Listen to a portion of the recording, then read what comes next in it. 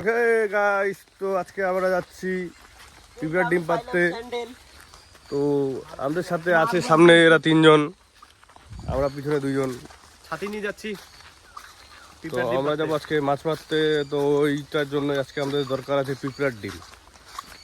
আমাদের এই যে দেখছেন শুধু গেঞ্জি পরে আছে, এ যাবে এখন চড়বে গাছের মধ্যে, চড়ে ডিম পারবে। তো আমার সাথে আছে আমার পিছনে আমার ছোট ভাই। লাইক করবেন, তো লাইক করবেন, শেয়ার করবেন, শেয়ার না করলে হবে, কমেন্টটা অবশ্যই করবেন। আর আপনারা কারা কারা মাছ মারতে ভালোবাসেন একটু জানাবেন। তো দেখুন এই জঙ্গল দিয়ে, গভীর জঙ্গল দিয়ে আমরা যাচ্ছি। দেখতে পাচ্ছেন এই যে আমরা একদম ফরেস্টের মাঝখানে, এই দেখুন চারদিকে ফরেস্টের মাঝখানে ঘুরে বেড়াচ্ছি।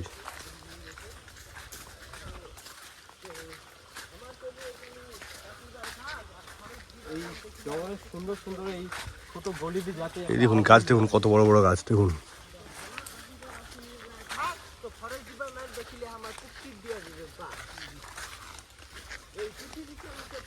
তো এখানে আমরা এই দিক দিয়ে কোথায় পৌঁছে গেলাম। তো অবশেষে গাছের সামনে সামনে পৌঁছে গেছি। এই গাছে পিঁপড়ার ডিম আছে, আমরা পারবো এখন পিঁপড়ার ডিম। তো দেখতে থাকুন, সঙ্গে থাকুন।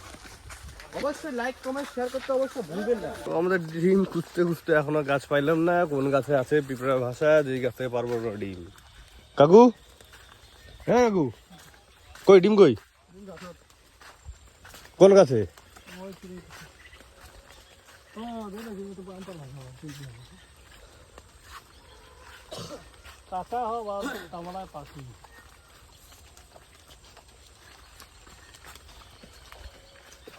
ভিউটা দেখো, ফরেস্টের ভিউটা দেখো, এত সুন্দর ভিউ।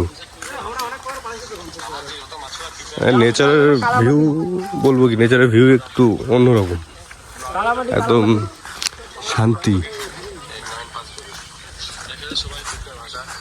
দেখছেন তো এত সুন্দর বাড়ির পাশে এত সুন্দর ভিউ, এত সুন্দর ফরেস্ট থাকলে আর কি লাগে। হ্যাঁ, অবশেষে ডিম না পায়ে চলে আসলাম ঠিক আবার রেলের ধারে। এখন চলে যাবো সেটা বাড়ি। তো যেই কাজে আসছিলাম কাজ আর হইলো না।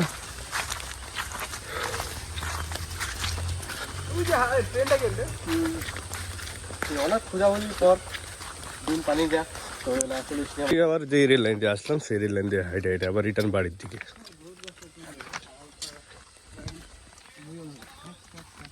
তো এখন চলে যাবো বাড়ি। দেখি সামনে যেতে কোনো গাছ পাই তাহলে ওই গাছ থেকে পারি নেবো, আর যদি না থাকে কপাল খালি, করার কিচ্ছু নেই। তো যাই,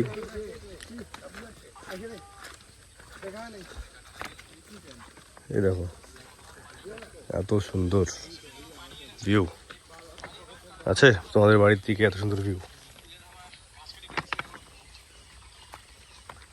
অবশেষে ডিম না পাই আমরা চলে আসছি মাছ মারতে। এই যে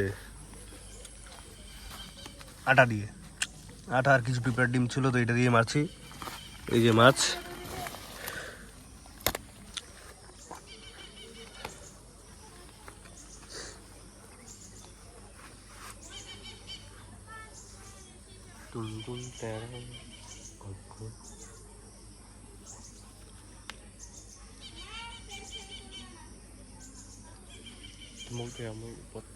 বর্তমানে নাই আমাদের কাম কাজ, খায় দেয় মারতেছি আমরা মাছ।